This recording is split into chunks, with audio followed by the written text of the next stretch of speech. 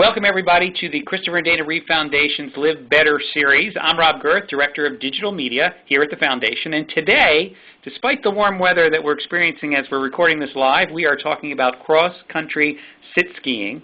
And we're lucky enough to have two experts here with us today that you're going to meet in a minute. But first, a little bit of housekeeping. We're going to take questions at the end, if we have any, and we'll be able to use the chat feature, or you'll be able to call in. And so let me give that information. Let me get that information from our operator, Susan. Susan. Go ahead. Thank you.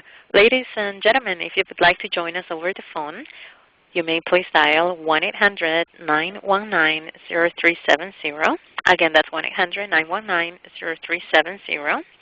And if you'd like to ask a question during the presentation, please use the chat feature located in the lower left corner of your screen. As a reminder, this presentation is being recorded Wednesday, April 10, 2013. Thank you. Thank you, Susan. Now, here's our host for today, and it's Candace Cable. And Candace is quite a sports person in her own right. She is a pioneer, actually, in the sport of wheelchair racing, and has participated in, or has 12 Paralympic medals in 3 different sports. So, Candace, I'll let you take it over from here. Thanks, Rob. Thank you, everybody, for joining us today. I'm really honored and grateful for your presence today as we discover the wonderful sport of cross-country sit skiing. This Live Better Christopher and Dana Reeve Foundation series is all about adaptive sport. And it's our intention to really give you a conversation with an expert in the sport, and also to give you the full 411 on the sport so that you can get involved with the sport, get outside, and go have some fun. So let's get started. I want to introduce my authority and friend in the sport of cross-country sit skiing, Bob Balk. Welcome, Bob. Thanks, Candace. It's great to be here. Thanks for having me and inviting me on. Ooh, I'm so glad you're here. So Bob is a 6-time Paralympian and a Paralympic medalist. He competed in 4 Winter Games, cross-country skiing, and won a bronze medal in 1998 and 2 silvers in 2002. And he also competed in 2 Summer Games, where he won 1 silver in 1996 in the Pentathlon, of which we're going to hear a little bit about, and a silver medal in the javelin. He was a torchbearer for the Paralympics in 2010 and also for the Olympics in 2000 and 2002. Bob is and has always been a champion of athletes' rights and equity for all athletes. He was elected to the United States Olympic Committee Athlete Advisory Council in 2002. This was the first time a Paralympic athlete was put on the council. There was 1 athlete for winter and 1 for summer. And I want you to keep in mind that for the Olympians, it's 1 athlete, 1 sport. Currently now, there are 8 Paralympians on the council to his persistent endeavors.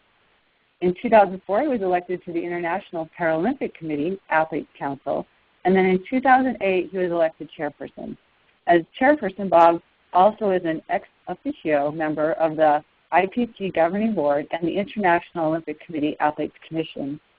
Beyond that, Bob's professional career began with Boeing Company, where he was manager of global venture capital investments, responsible for the management of $250 million in venture capital funds for Phantom Works, the advanced technology division of the company. Since leaving Boeing in 2006, Bob has been engaged in various small technology companies in consulting capacity. Bob has,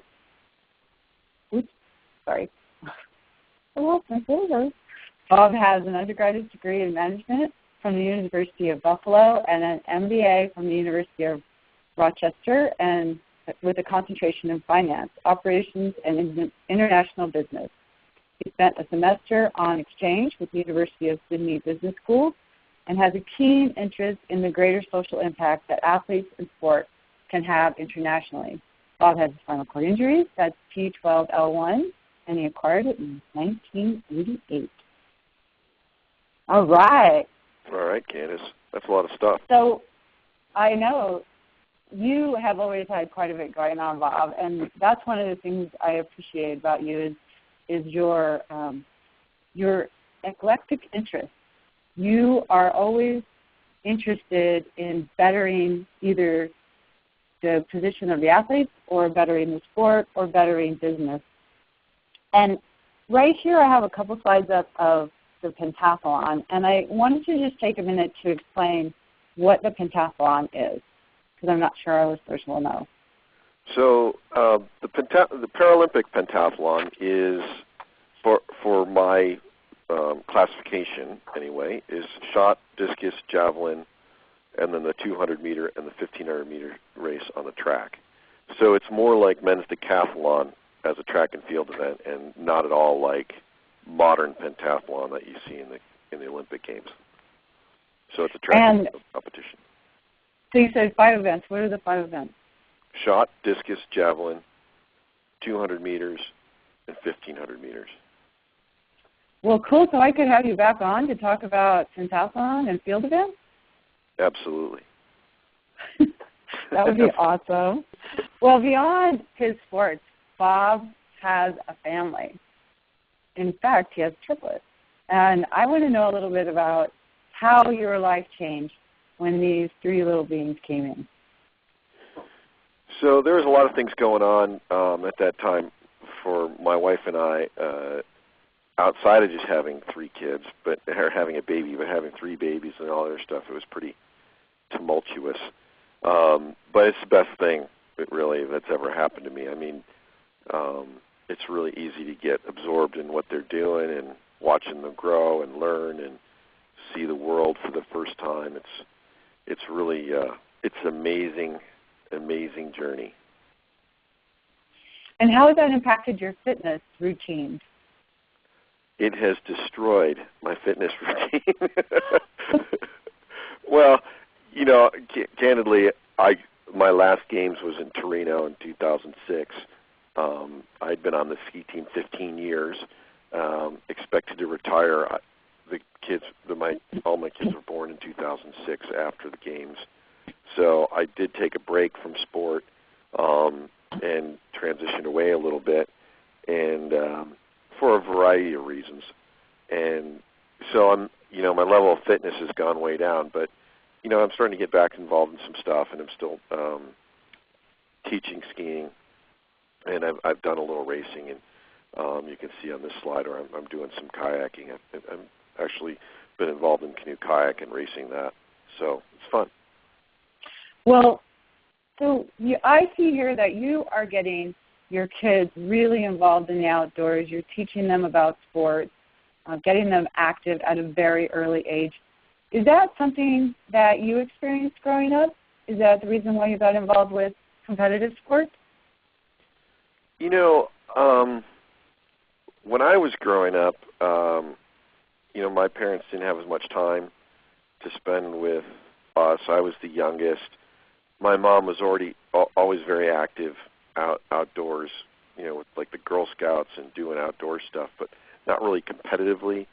And my dad never really introduced me to sport, and I didn't really have a whole lot of support to be involved in competitive sports. So I was not really involved in any sort of competitive sports growing up.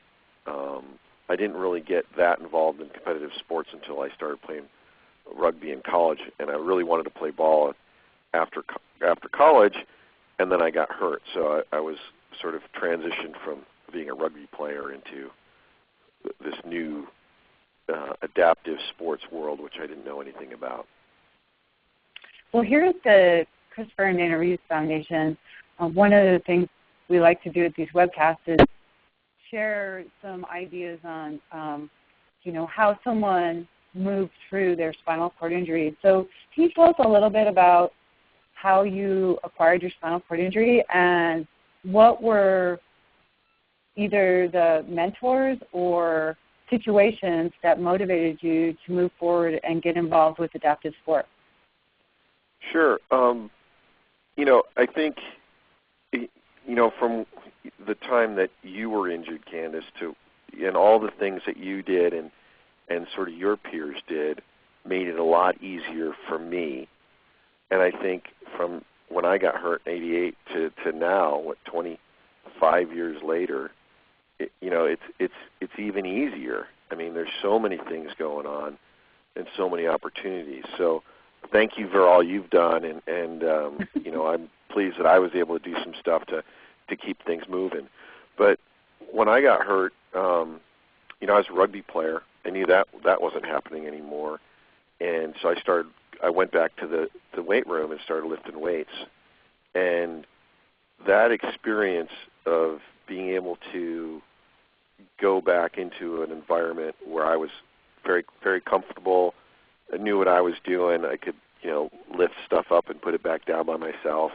I didn't need a lot of help, and I got to, I was a regular, I got to make a lot of friends there, able-bodied friends, and that really helped me get back into this idea of my own self-image and body image that a lot of people have struggled with.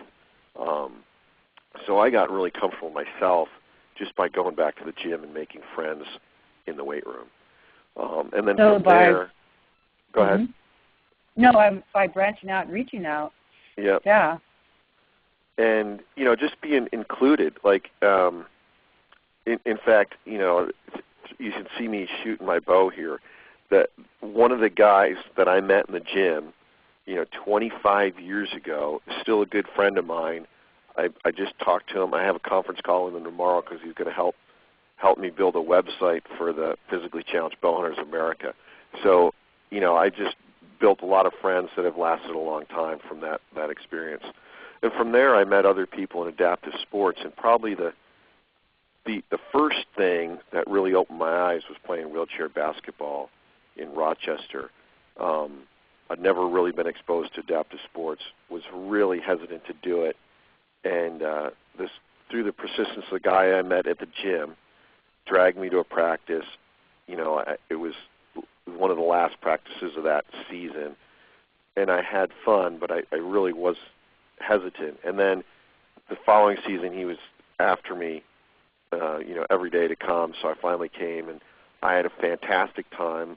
I met a range of people with various disabilities that exposed me to a whole new way of looking at yourself with your disability and doing things despite or just as a person who uses a wheelchair or however. That was my first exposure of it's going to be okay. Life has ups and downs, and everybody has ups and downs, whether you're in a wheelchair or not in a wheelchair or whatever. It's life, and this is how your life is going to play now. Right, that's great. It's a life experience. Absolutely, absolutely. And was there any words of wisdom or something that has stuck with you from that time through now that you continually use to inspire yourself forward? Like from some of my peers on the basketball team? There probably is, but I've forgotten them, and they're probably integrated. But some of the best, some of the guys that I met there were Vietnam vets that had been in a chair a long time, had some pretty traumatic experiences compared to my deal, and they had families, and they had everything was going on, and it's like if they can do it, it's everything's good.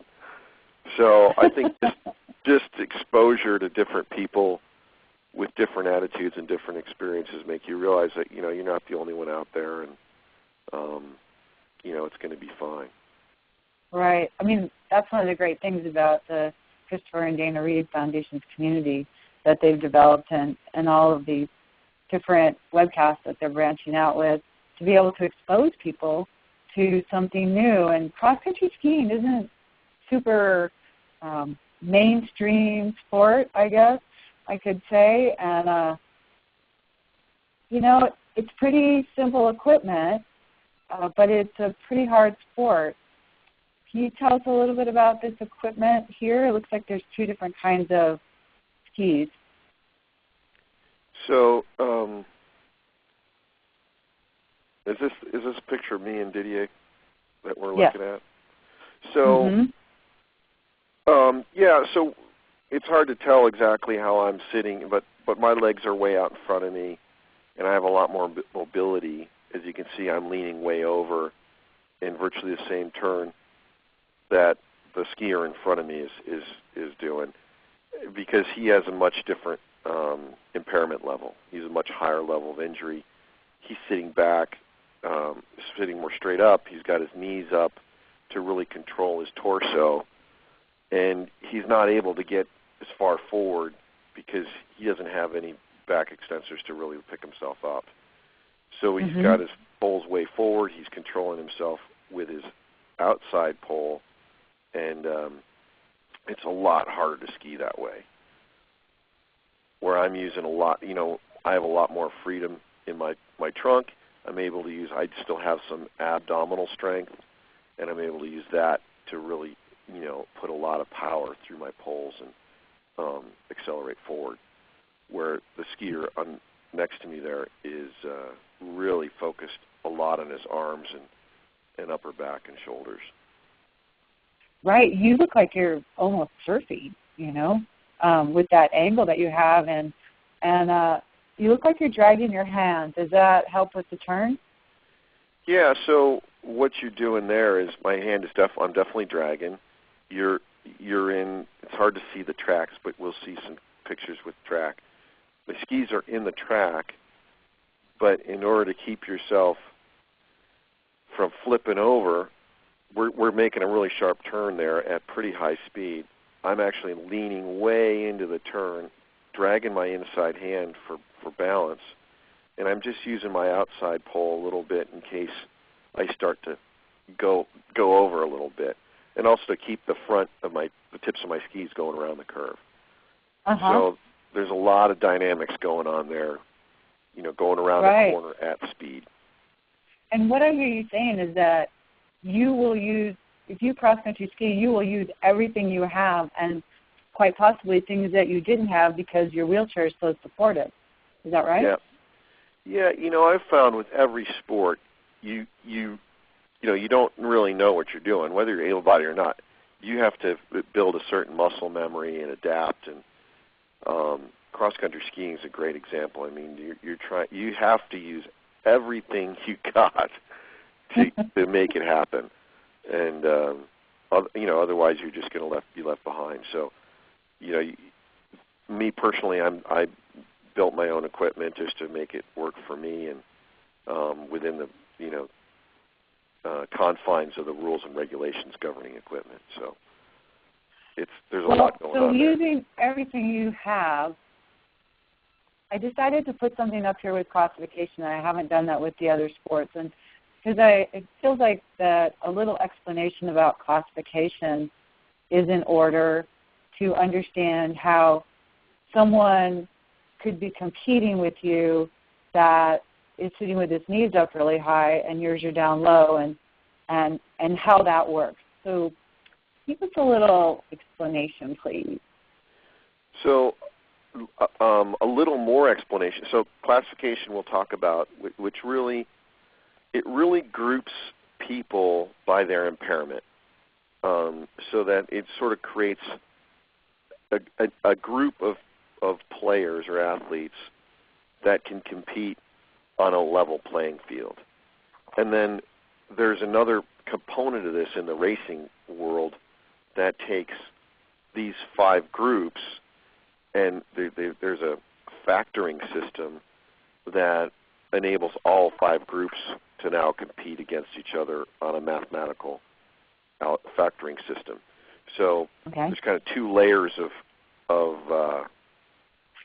algorithm going on here to create a level playing field for all the athletes. But if you read the classifications here, the least impaired athletes are the LW12 class skiers,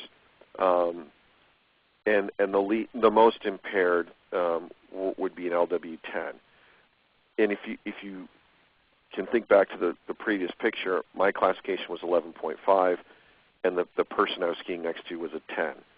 So that's why we have a different seating style, different equipment to really maximize what we're doing and maximize performance on the tracks. So there's a percentage like handicapping, right? Yep. That's attributed to each class, and the sport class LW12 is they seem to be the most able. So are they 100%? Yep. So the LW12 class would ski at their time times their real time times 100% equals their calculated time. And then the other classes would be their real time, so whatever they finish the race times a percentage, less than 100 obviously, and I think 11.5s are like 97, 11s are 93, and they keep changing them, so I'm not exactly sure. I don't want to say the wrong thing here, but so everybody's calculated time gets adjusted by that factor, and the finish is determined by the calculated time, not necessarily real time. So an LW10 could come in 5 minutes after an LW12 racer in a 15K race, but still win the race. Okay, and so here's a couple LW12s. The one on the right looks like a double amputee, and one on the left looks like actually the person has complete legs, and they almost look like they're standing on their knees. Can you explain a little bit about the equipment? Yep. So this kind of happened in hand cycling too, where people realized that if they could get up a little higher on their knees and they could use their torso and mass to really put more energy into their pole plant, there would be a lot more power. So the skier on the right there he's a bilateral of knee amputee. He's skiing, basically sitting on a flat platform as high as he can get off the snow to the rules, and using everything he's got. And the advantage that athlete has is they don't have the weight of their legs to carry around with them on the track. So it's a huge advantage. The athlete on the left, I can't tell if it's a single amputee. Well, that's actually the guy from Norway. Trygve. And he's a single below knee amp. I don't even know what his disability is. Actually, no, he's got both legs. He's on top of his knees and his feet are behind him. Yeah, I can see a foot. It looks a lot like the kneeling position from wheelchair racing. Yep, except his hips are even higher. Higher, you're right. Yeah. Yeah. When I was wheelchair racing, my butt was just over my feet, where he's got a big gap there, which allows you to use a much longer pole, allows you to, when you plant that pole, put a lot of pressure with your body mass coming down through the pole. And I actually started skiing just like this a long time ago. I remember. Yeah, I invented some contraption, and for me, I couldn't do this because I don't have the back extensors that this athlete has, and so that's critical. Yeah, and I found that I could do that, but I'd have to sit more like we're talking about in a racing chair, where your butt's a little lower, because otherwise you just What other like muscle would be critical for this position on the left? So obviously you have to have abs, or else there's no sense in being up there, right? Because if you don't have your abdominal core strength, you're not going to be. The point of being like that is to be able to use your core strength to really compress down through your poles. But if you don't have your back extensors, you're going to be able to compress once, and then your face is going to be in the snow. So you got to be able to control yourself and bring yourself back up. Okay. So. And then quadriceps, glutes. I don't think you need quads. I would think you're going to need more glutes and back extensors to lift yourself back up. Okay. And that's going to be, from my experience in skiing that way, your hip flexors and your abs sort of tie together to give you a nice crunch through your core. And but your quads really aren't doing much, because your quads, think about what your quads do. They allow you to extend your knee, right? Okay. And if your knee, if your knee angle is pretty much fixed, your quad's not really doing a lot. So that's not so important. Where your hip flexor allows you to bend at the waist, and it'll also allow you to engage your abdomen, your abdominals, so when you compress, you can use all that power.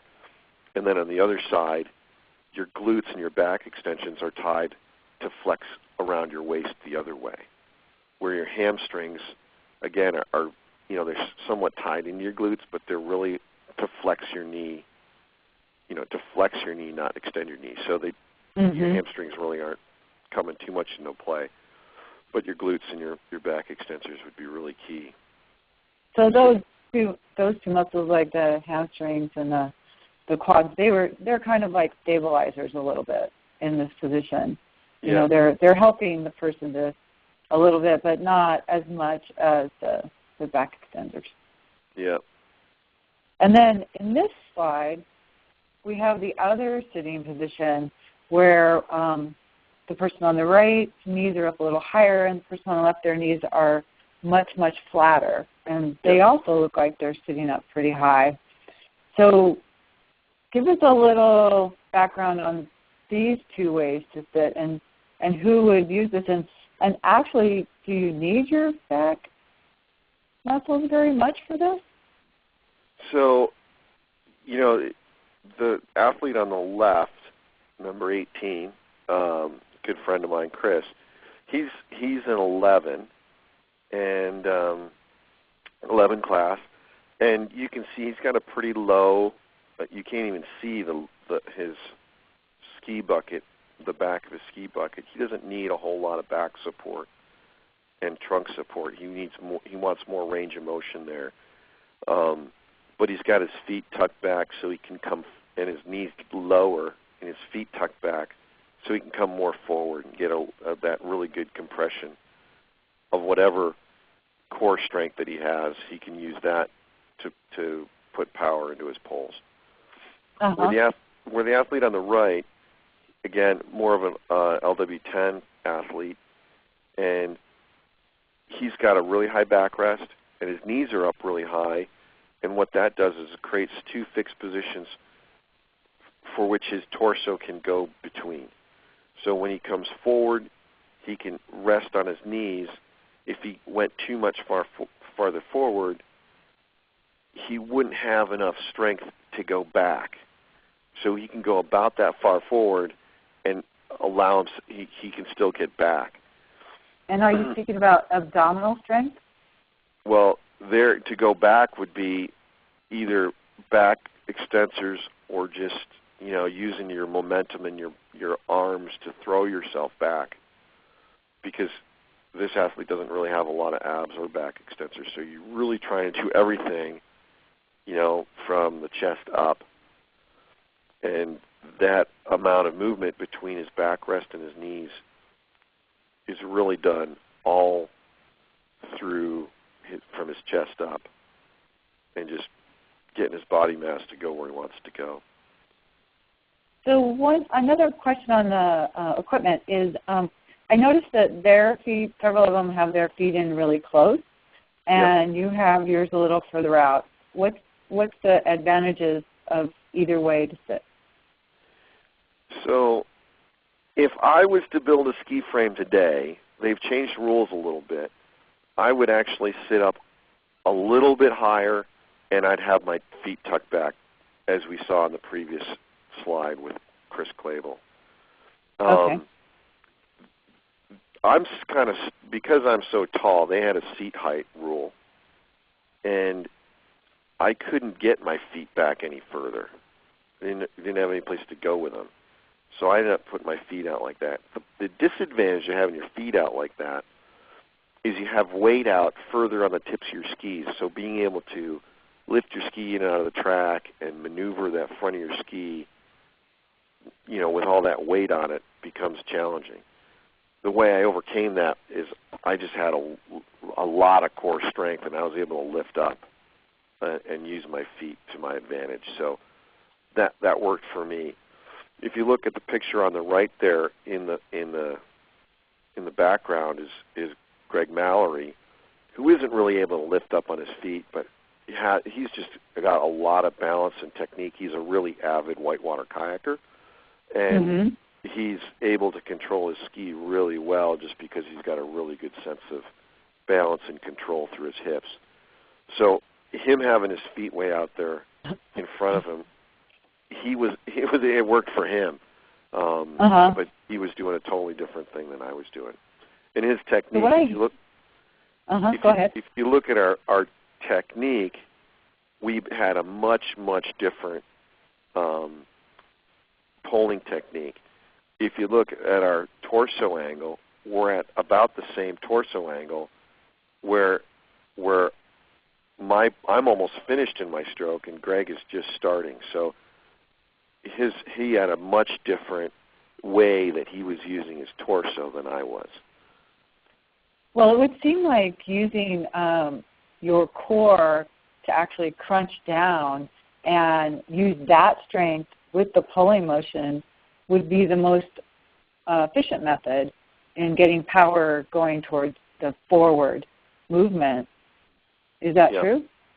Okay. That works for me. Like if you have any kind of abs and you're able to, use your body mass to push down on those poles, that's going to help you the most. Okay. I think Greg was such a good paddler that some of his paddling technique folded over into his skiing technique, which might not have always been the best.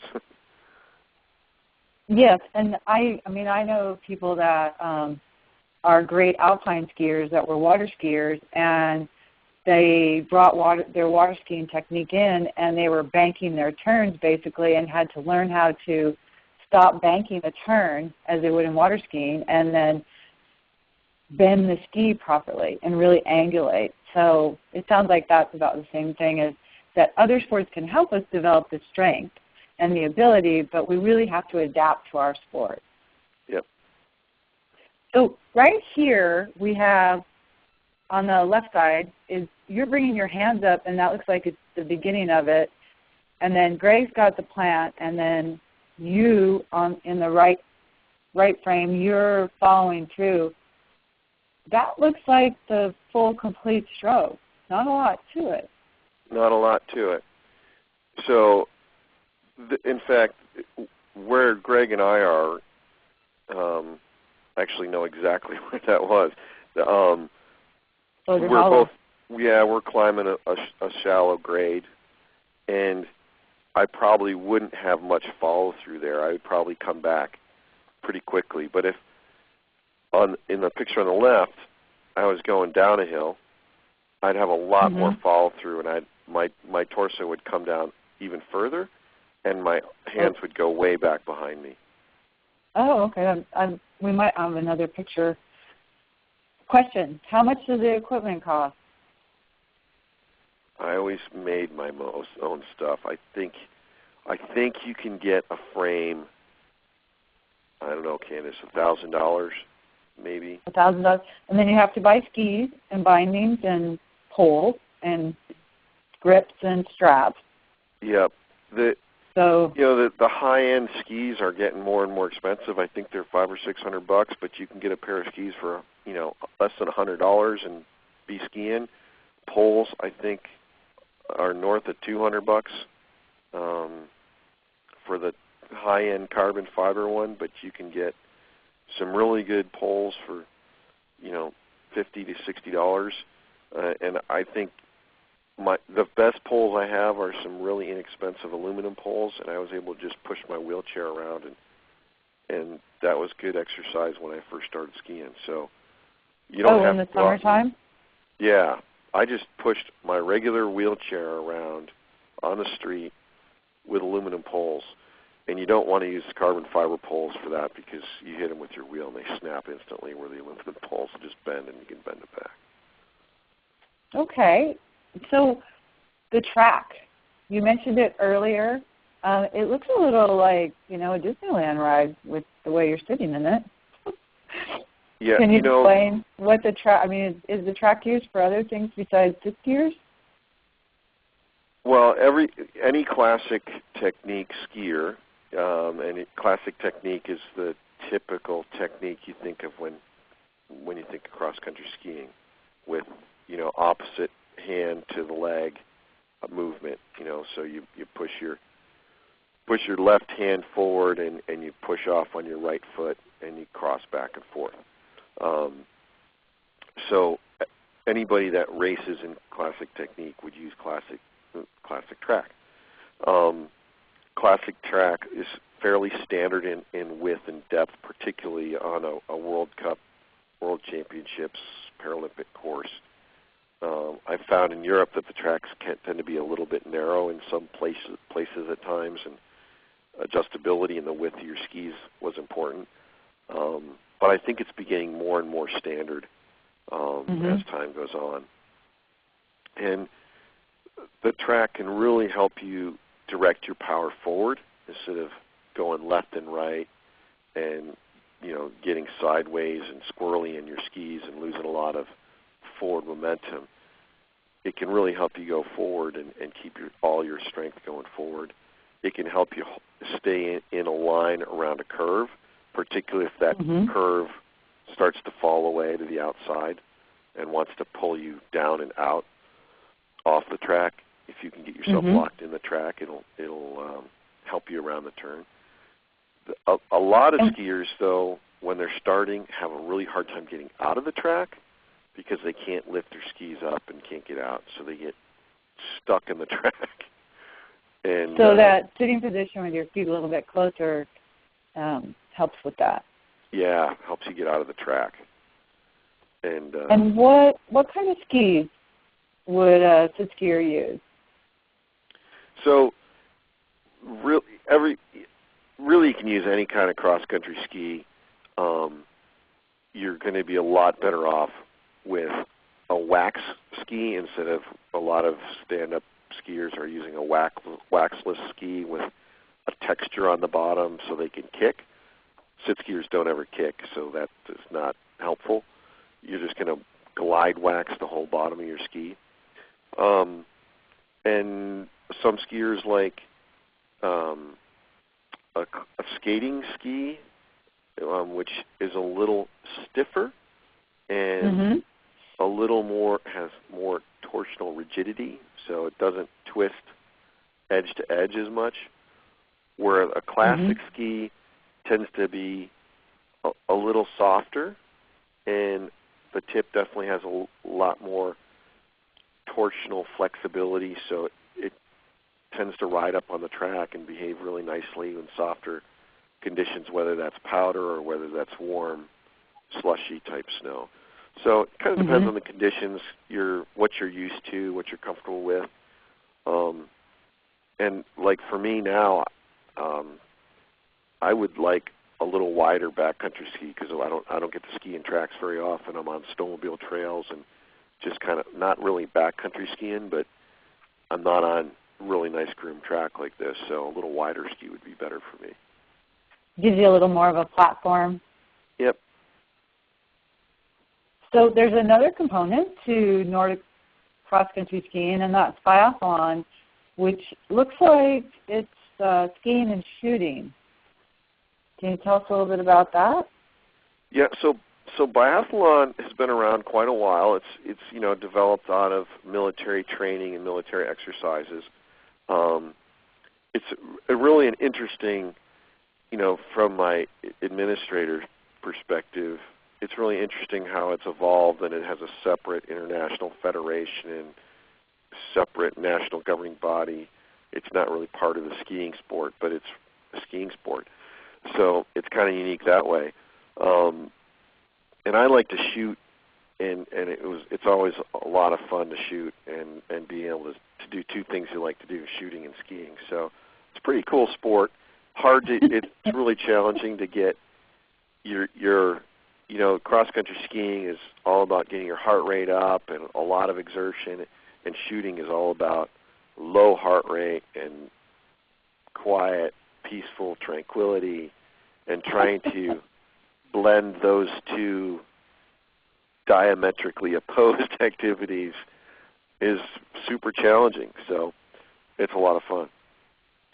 Yeah, it sounds like a lot of fun. The whole manipulation of your breath, and we all know how powerful the breath is.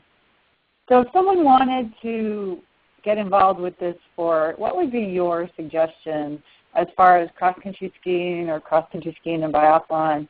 If they wanted to get involved, where would they go first?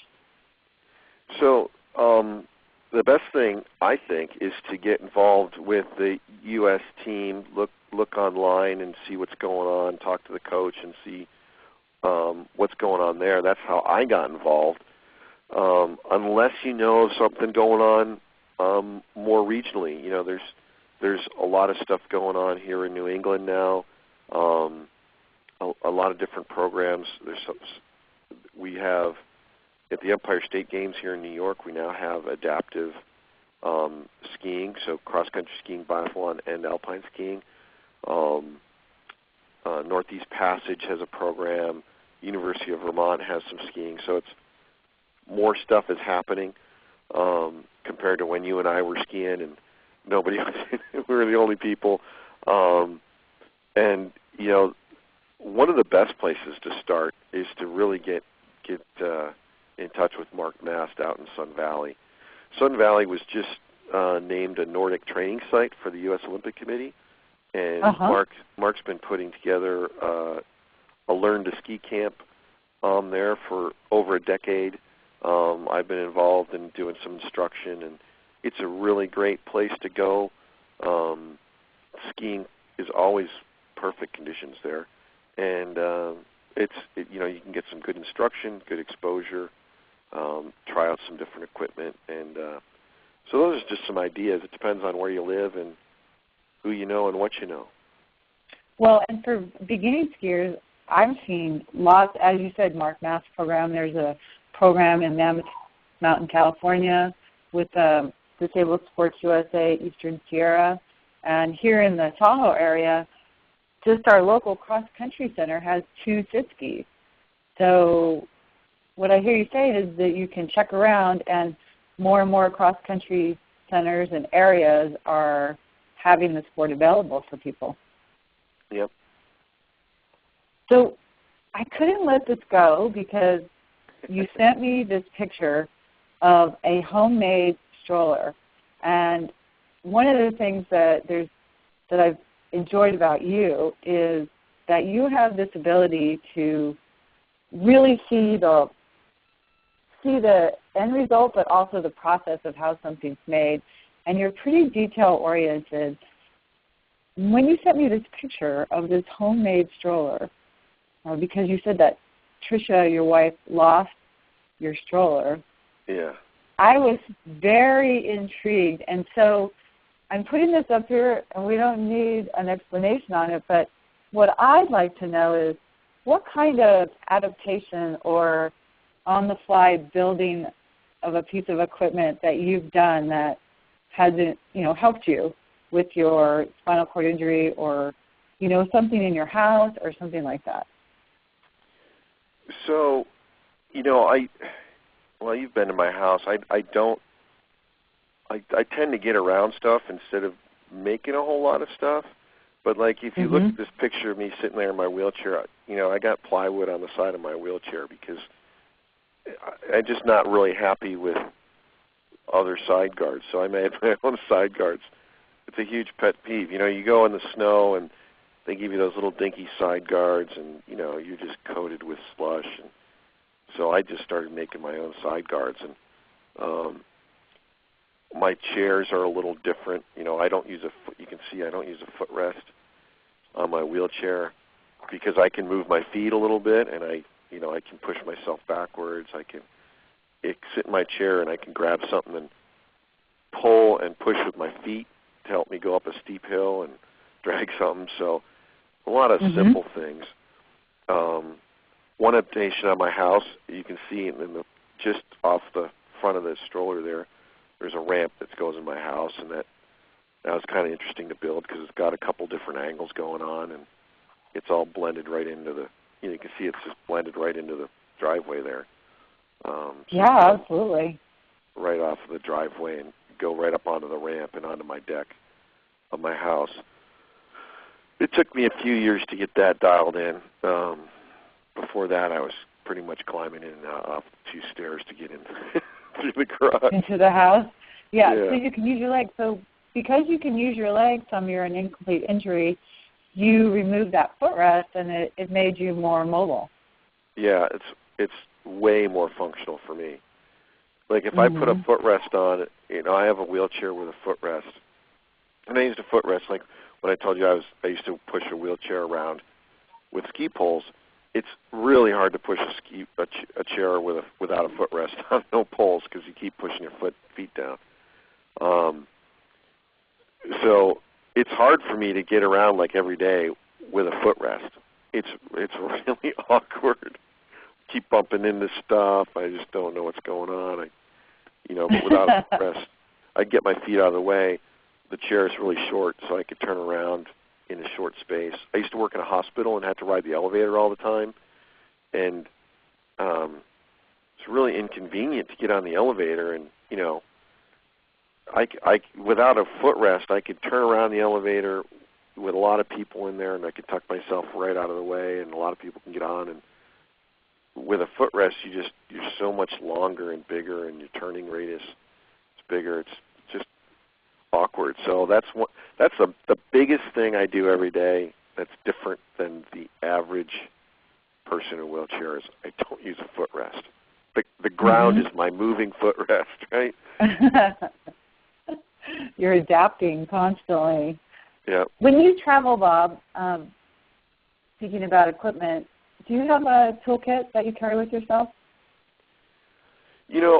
I used to always carry a toolkit, but the airlines have made it so much more restrictive and difficult.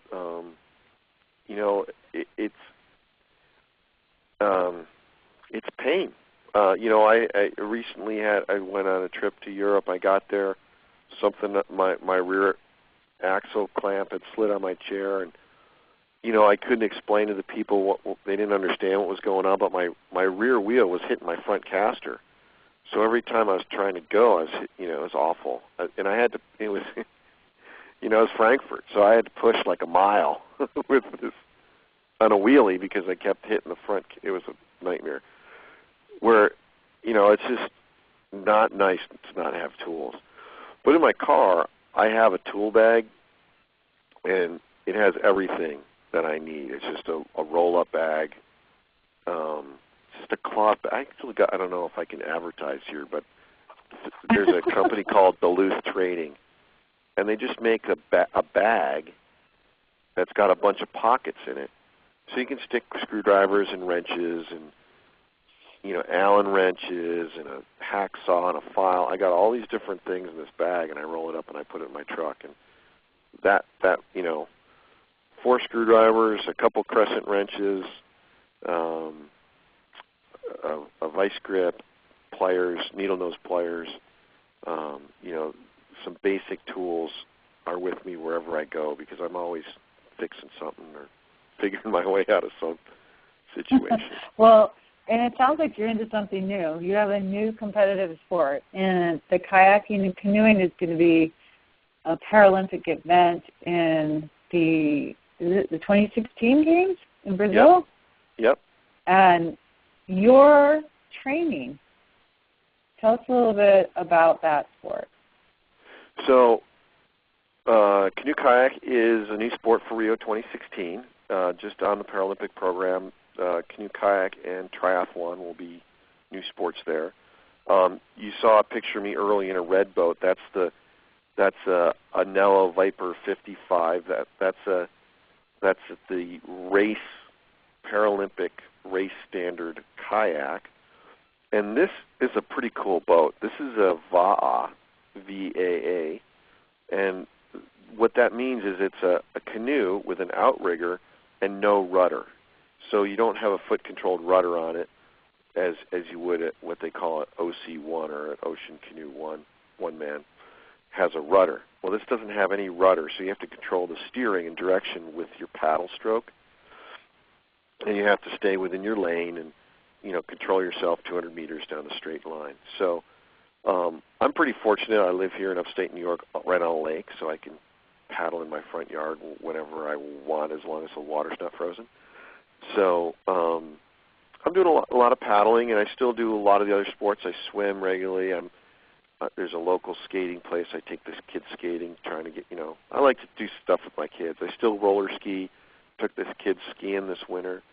I do a lot of different stuff because it's boring just to do one thing. Like even when I was cross-country skiing, to go out and roller ski every day or ski every day, I'd ride my hand bike or push my racing chair, do some local races, just do different sports. So really mixing it up. It sounds like, the cross-training is a effective way to really keep ourselves engaged.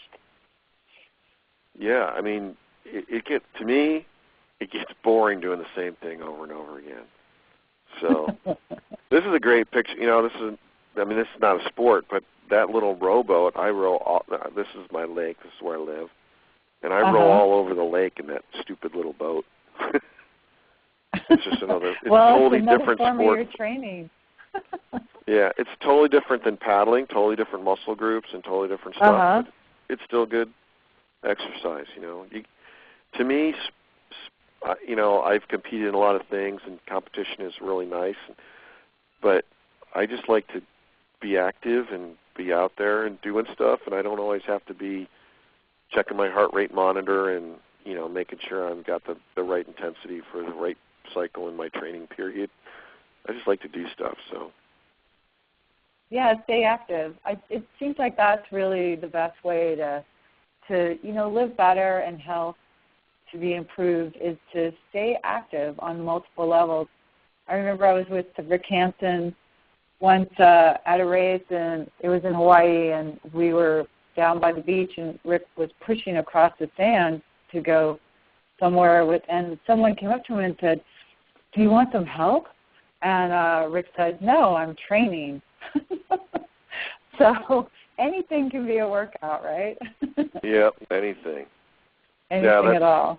That one of the things I do for exercise is we heat our house with wood, and I do a lot of we have a farm. I collect my own firewood, and I'm probably one of the best paraplegics at swinging an axe because I split my own wood with an axe and stuff, and it's great exercise. You have to use everything you got.